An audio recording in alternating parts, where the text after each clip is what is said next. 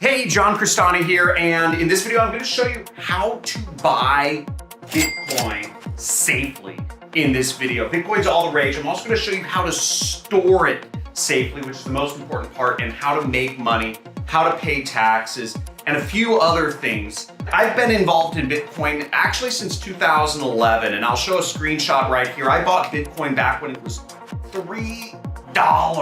No joke. I bought it back when it was $3. I bought a couple $100s of it. I have a very interesting story to also tell you in this video about that. Let's get right into things.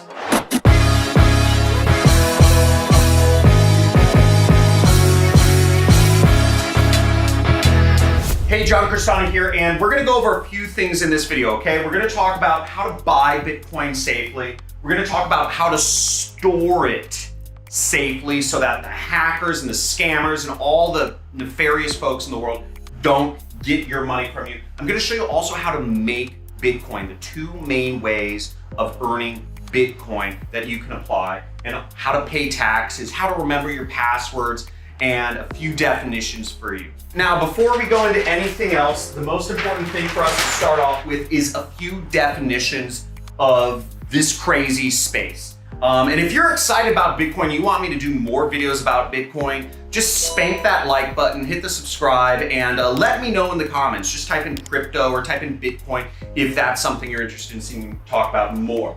So first off, Bitcoin. Bitcoin is digital gold. Okay, just think of it as a replacement for gold. It's a holder of value. It's not similar to gold. It's not a good way of doing transactions, of paying for products and services. Very few people use it for that. It's mainly an investment. So just think of it like digital gold, okay? Now, Ethereum is another very popular cryptocurrency. I don't know too much to say about it, but it's one of the big ones. Bitcoin and Ethereum are kind of way up there. They're in a category of their own, and everything else is kind of like, is it a scam? Is it not a scam? Who knows, right? Now, crypto is everything. Crypto is any digital currency. Bitcoin is considered a crypto, Ethereum is considered a crypto, and all of the other thousands of people trying to create their own different sort of crypto coins, okay? So it's just kind of a catch-all word. Now, the next one is brokerage, or your account or whatever. A brokerage is a place that you buy Bitcoin, okay, or you buy crypto assets. It's like going to the bank where you can exchange your dollars for other sorts of currencies. You say, hey, here's $100. Can I get some yen, or can I get some yuan, or can I get some pesos? Brokerage is just the online equivalent of that, where you give them your dollars, you give them your pesos, and they give you back crypto, right? Now, the next definition is wallet. And when I'm talking about wallet, I'm not talking about one of these, because this is for storing cash, right? We're talking about storing a digital currency. So a wallet is gonna look a little bit different. It's gonna look a little bit more like this. And this is my crypto wallet. It's called Ledger, and it is connected by a USB drive.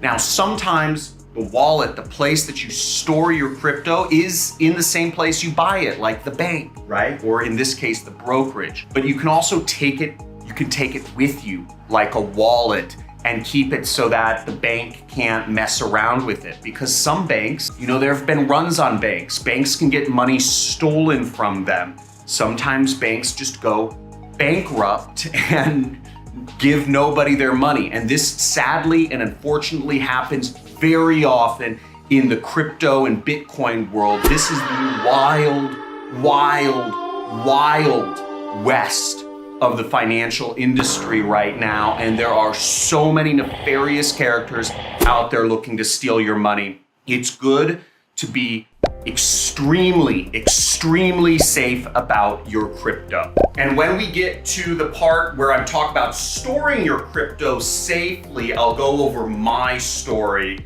of what happened to me. It's very, very interesting and kind of cool, kind of embarrassing. Now, the next definitions are AML and KYC. Now, when you're buying Bitcoin or crypto through an exchange, they have to abide by what's called anti-money laundering rules and know your customer regulations. This is for any financial institution. They need to verify that you are a real person, that you are not a robot, that you're not some sort of hacker or scammer or whatever. And that's why when you buy through an online exchange, you'll need to give them your information. You'll have to have a government ID, you'll have to have a bank account. Let's go right into that. So how do you buy? Okay, so there's two main ways to buy Bitcoin or other cryptos. One is you can go offline. You can look at ATMs, okay? You can physically take your money out of your pocket, go to an ATM, which stands for automated teller machine. You can throw your money into the ATM and get money and get crypto spit back into a USB device, okay? Now there's ATMs all over the world, and I'm gonna have my editors kind of scroll through just a list of all of the locations that you can exchange real money, real hard money, for digital money all over the world, okay? Next is online. You can buy it through a brokerage. The brokerage I use the most is Sexio, okay? So yes, it's because I'm sexy. No, Sexio is, or Chexio, I don't know how to pronounce it, but I buy my crypto through there. Now, when you buy online, you need a government ID, okay? You have, and depending on how much information you give them, you'll start off with a 3,000 daily exchange limit, meaning you can buy 3,000 or you can sell $3,000 worth of crypto. And for most of you, that will be plenty, okay? Now, if you link your bank account, or if you verify your bank account, if you link your social media accounts or your email or all these other forms of verifying that you are a real person, you will be able to increase that limit to $10,000 or even more, okay? Thumbs up if you're getting some information about things right now. Just spank that like button if you are learning a little bit about crypto and Bitcoin, and make sure to leave in the comments what is the most interesting aspect of learning about Bitcoin or crypto for you, because I have a lot of stories about this stuff. I can go in a lot of depth about how this whole stuff works. There's a few main ways to store your Bitcoin or your crypto assets. One is you can do it online on an exchange, the same place you bought it from, exactly like a bank, right? You buy it, you leave it in the bank. I don't recommend this.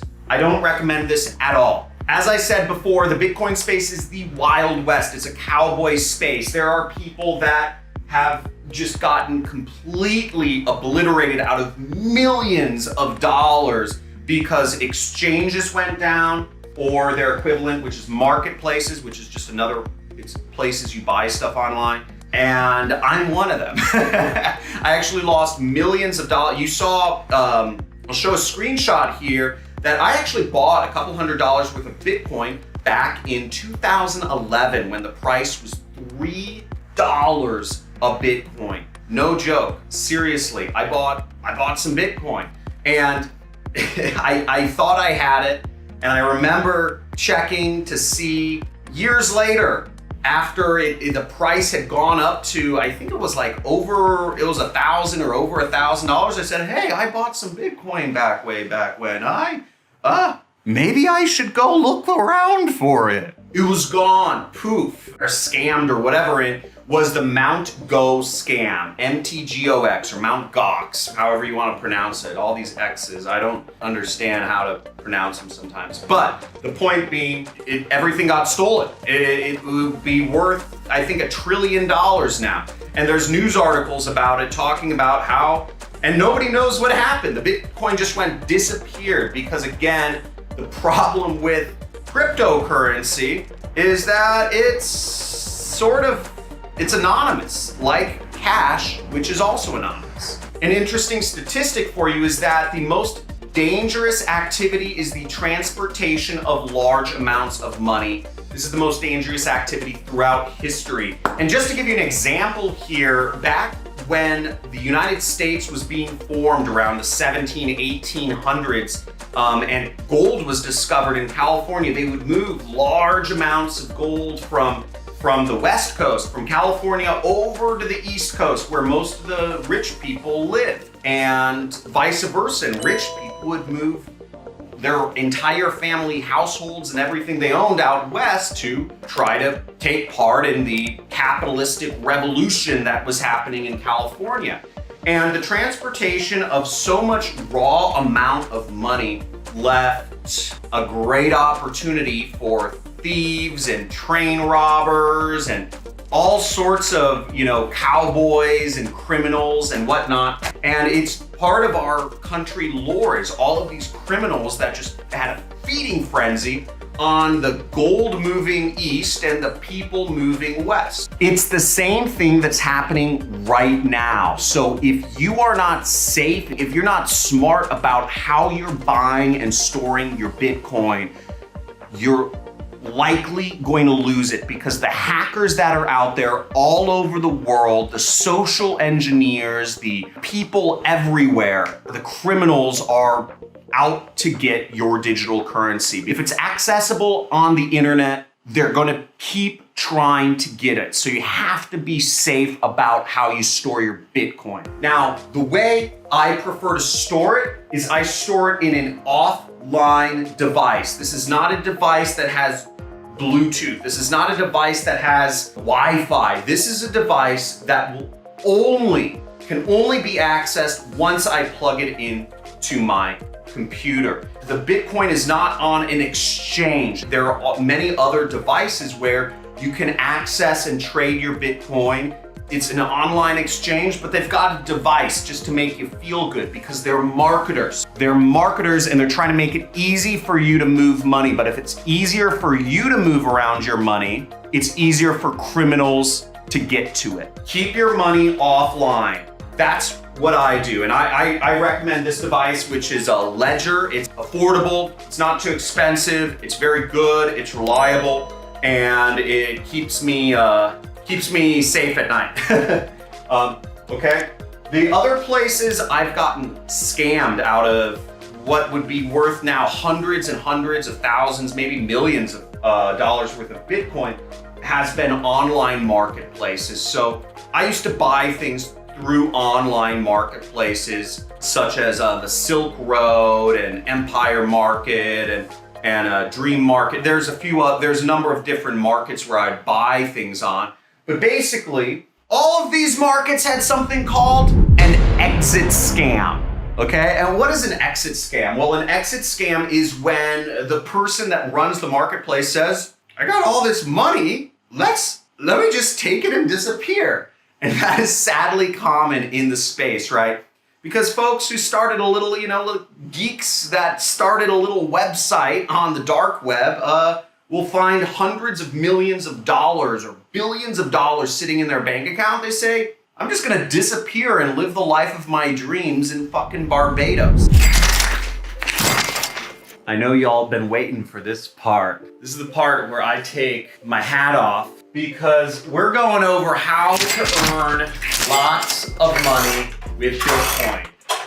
This is fantastic. And there's two main ways to earn money with Bitcoin, okay? The first is price arbitrage. I'm talking about literally just helping people buy or sell Bitcoin. There's two sites, there's Local Crypto and Local Bitcoin. I'll have my editors roll the video of these websites, but you can make us like 25% markup on just helping people buy and sell crypto on these sites. So check these out, very easy way to make money. And the other way to make money is you buy crypto or Bitcoin at one price and you hope it goes up, right? And you sell it at a higher price. And the usefulness of that is just like, stock trading or whatever. You're just trying to make money on the price differential, supply and demand, basic stuff, okay? This is more like gambling, whereas the other side, there's always gonna be a winner and a loser when you're trading in the stock market. If somebody's putting money in, somebody's making money out. So always keep that in mind, folks, because you might see on Instagram all these freaking Bitcoin and crypto millionaires, billionaires, etc. But understand that that money came from somewhere and somebody's losing money too. So just keep that in mind. People don't talk about their losers, right? People don't talk about when they just lost $1 million because it's hard, right? It's difficult, it's embarrassing. But everybody's gonna talk about their winnings. So just keep that in mind to not let yourself get FOMO. And if you have FOMO, which is fear of missing out, type in FOMO down below. Okay, another way to make money using crypto is selling things, okay? And there are a lot of affiliate networks. I'm gonna have my editors throw on all of the different affiliate networks and offers that will pay you in crypto, in Bitcoin, for selling stuff. And this is what I do. I do affiliate marketing. You know, I made my first $1 million finding products where I can pay $1 to advertise them and I can make $2 when I get a sale of them. And yeah, it did well for me. So let's move onwards and upwards. There's a lot of ways to make money in crypto. I definitely suggest you get some sort of Bitcoin crypto in your portfolio. Now, last but not least, I have two sort of bonus sections for you, and this is really important. Now, one of the biggest problems with having all of this crypto and Bitcoin and all your money in a sort of like a USB, a computer device, like my ledger right here, is that you could forget your password. And these things, all these crypto accounts and whatnot, they require crazy sophisticated passwords. I'm talking like they want you to have like the exclamation point, the question mark, the dashes, the like weird symbols. It's just, you know, it's kind of confusing. Billions, tens of billions of dollars of crypto has actually just gone missing because folks that bought all this Bitcoin years ago forgot their password. There's been a recent case in the news about how some guy is locked out of $220 million worth of Bitcoin he has because he forgot his freaking password. Don't be that guy. Okay, now my little trick to this is I actually I have a secure USB device, and this is an unhackable USB device because this is actually, this is Apricorn. I love this thing. Apricorn is a US government contractor, and this is what the US government employees get issued to store their files on, and it's mechanical encryption, not software encryption. Now, what's the difference between hardware mechanical encryption versus software encryption? Well, the difference is that hackers can get into software. Hackers can find their way in if it's digital sort of password type of protected format, anything. Hackers can get into, okay? That's why there's so much stuff being stolen. The US government issues these to folks as hardware encrypted because you physically have to press these buttons. You physically have to do something and have the password, or else physically there's mechanical instruments inside of this that lock folks out, okay? So I don't know, maybe I'm butchering the technology, but this is what I use. And I know my little PIN code here. Basically, I press the unlock button, and then I press the series of numbers that I know is my one PIN, and all my passwords open up when I stick this in. It's fantastic, and this allows me to remember my passwords and feel safe and secure because I'm using US government military technology. Shout out to any veterans in the house. If you are a veteran of not just the US military, but any military service, say hoorah, or just say I'm a vet in the comments below, because I just want to let you know I respect you. Thank you for your sacrifice for your country, whichever country that is. Your work defending your country is a lot harder than any of the work I do to squeeze money out from the internet. So thank you so much for all your hard work. Let's go to the next one. Okay, paying taxes. So paying taxes, there's a great website. It's called taxbit.com. And they go over, they'll connect to all the major cryptocurrency accounts, and that will help you keep compliant when you're doing your taxes and if you own a lot of crypto. Woo! I hope you guys got a lot of value from that. And as always, let me know in the comments, what was the most useful thing for you to learn about today? Was it remembering passwords? Was it or paying taxes, earning money? Was it how to store your money, or just where to buy your Bitcoin? And also let me know in the comments below, would you like me to talk more about crypto in general, or would you like me to talk more about Bitcoin specifically? Just type in Bitcoin or crypto in the comments. And as always, make sure you subscribe to this channel. Make sure you hit that like button if you are learning something, and help that G-dang Google, YouTube algorithm. And yeah, love you guys. Great talking to you, and I'll see you in my next video.